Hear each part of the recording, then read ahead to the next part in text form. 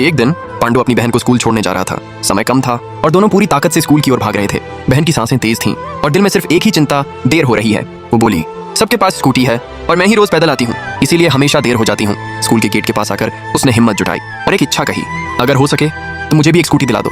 पांडु ने कुछ नहीं कहा, बस चुपचाप सिर हिला दिया, क्योंकि कुछ वादे शब्दों में नहीं होते, चुप्पी में होते हैं। इसी वादे के साथ पांडु शोरूम पहुंचा। चमकती हुई लाइट्स, महंगी स्कूटियां और सामने खड़ा एक घमंडी मैनेजर। पांडु ने सादगी से कहा, मुझे एक स्कूटी चाहिए, मगर जवाब में हंसी मिली और तिरस्कार। कहा गया, तू गरीब है, तेरी औकात नहीं। पांडु ने कोई जवाब नहीं दिया, न गुस्सा न शोर। वो जानता था ताकत हाथों में नहीं, सहनशीलता में होती है। बाहर गली में एक घोषणा गूंजी, जो इस ताकत के मुकाबले में विजेता होगा उसे भारी इनाम मिलेगा।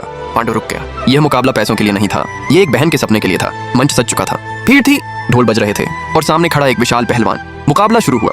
पहलवान ने हमला किया, एक नहीं कई जोरदार वार। पांडु लड़खड़ाया, जमीन पर गिर गया। भीड़ कहने लगी, ये हार गया, ये अब नहीं उठेगा। मंच पर सन्नाटा छा गया। इसी पल एक सवाल गूंजा, क्या पांडु यहाँ हार जाएगा? पांडु की आंखों के सामने एक आवाज आई, भैया स्कूटी दिला दो ना। और फिर वही वाक्य, तेरी औकात नहीं। पांडु की मुट्ठी बंद हुई। जब इरादा सच्चा हो तो हारा हुआ भी वापस उठता है। पांडु उठ खड़ा हुआ।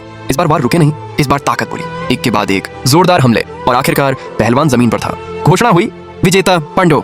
वही पांडु अब फिर से शोरूम में प्रवेश किया। इस बार चुप्पी थी। उसने काउंटर पर पैसे रखे और शांत स्वर में कहा, ये रहे पैसे, स्कूटी दे दो।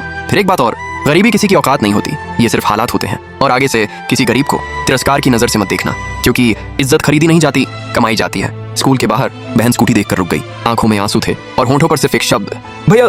कुछ लोग गरीब होते हैं, मगर उनके वादे कभी गरीब नहीं होते।